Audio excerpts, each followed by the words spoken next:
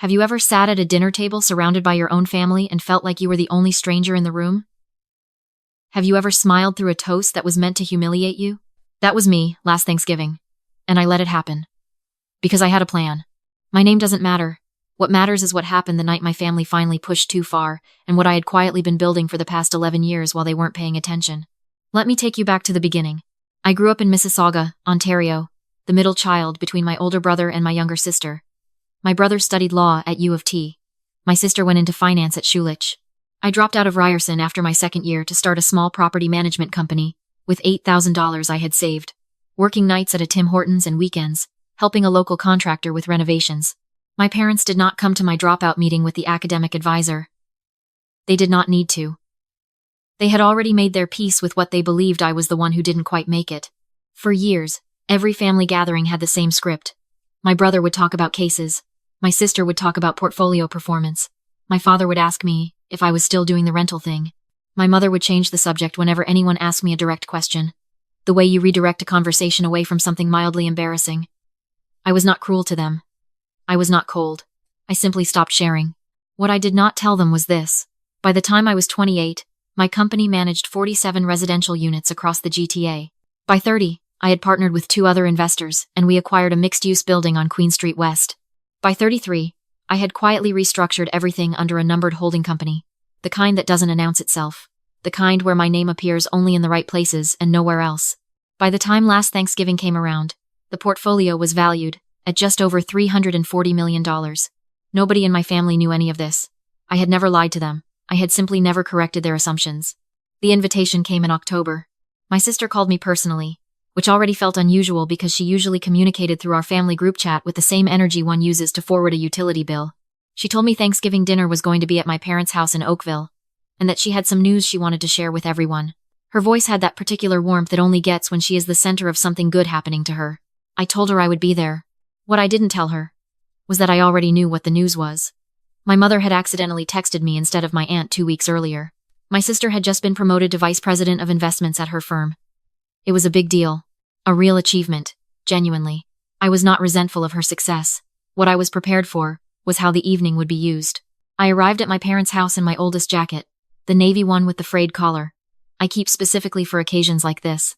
I drove my 2014 Honda Civic. Not because I had to, because I wanted to see something clearly, and I didn't want anything interfering with the view. The house was full when I arrived. My brother was there with his wife. My sister was already seated at the head of the table beside my father, which was a new arrangement. My mother had cooked a full spread, the kind of dinner she only makes when she wants the room to feel like an occasion. There was wine open on the counter, the good kind. The kind she doesn't usually bring out. My father hugged me at the door and immediately asked if I had found a parking spot without any trouble, which is the kind of question that is actually about the car you drove. The first hour was easy. We ate. My brother talked about a case he couldn't give details about in a way that made clear he very much wanted to give details about it. My sister talked about her promotion in the careful, self-deprecating way that is actually quite proud. My mother cried a little, which she does whenever she is genuinely happy, and my father made a speech that was warm and specific and full of the kind of parental pride that is real even when it is selectively distributed. Then my father turned to me. "So," he said, "how's the rental thing going?" My brother's wife glanced at her plate. My sister's smile stayed exactly where it was. My mother got up to refill the gravy boat that did not need refilling. "It's fine," I said, "going well." "Still just the one building?" my father asked.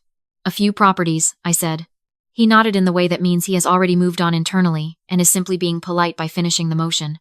My brother jumped in almost immediately to say something about condo markets being brutal right now, in the tone of someone explaining something to a person who does not work in the field. I let him.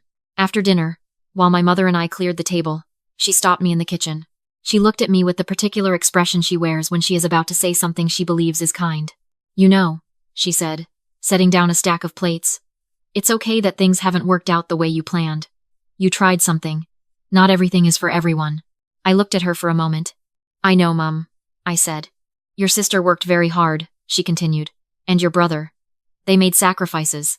I just want you to know that we love you no matter what, even if the path looks different." I thanked her.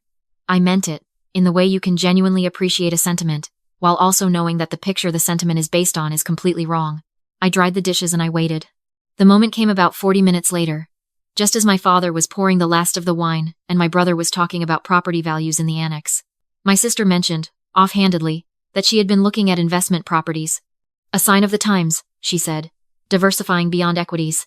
Smart move in this market. My father said it was a very mature way to think about wealth. My brother said he had been thinking about the same thing. Then my mother looked at me and said, with genuine gentleness, maybe your sister could give you some advice. On the investment side. Since you're in property too, just at a smaller scale. There it was. My sister nodded, helpful and earnest, the way she always is when she is being generous from a position she believes is higher. I'd be happy to, she said. There are some really straightforward entry points, even with limited capital. I can send you some reading. I set down my glass. That's really kind, I said. Actually, I've been meaning to tell you all something. The table went quiet in the way. Tables go quiet when something unexpected is about to happen, but no one can identify the shape of it yet. I reached into the inside pocket of my frayed navy jacket, and I placed a document on the table. It was a single page. A corporate summary from my holding company. The kind prepared for institutional lenders and acquisition reviews. Asset summary. Total portfolio value. My name at the top is sole beneficial owner. $342 million. My father picked it up first. He read it the way people read things they do not immediately understand, going back to the top, checking the date, looking for the part that explains the part before it. My brother leaned over and read it over his shoulder. My sister said nothing. She was very still. This is yours? My father said. It has been for a while, I said. This is how is this? He stopped. He set the paper down and picked it up again. This building on Queen Street. We walked past that building in the summer. You were with us. You didn't say anything. No, I said. I didn't. My mother had not moved since I put the paper on the table. She was looking at me with an expression I had not seen on her face before. Not pride. Not exactly. Something more complicated. Something that looked like a question she didn't know how to finish. My brother found his voice first. Why didn't you tell us?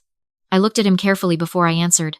Because I wanted to see who you were when you thought I had nothing, I said. And now I know. The room was very quiet.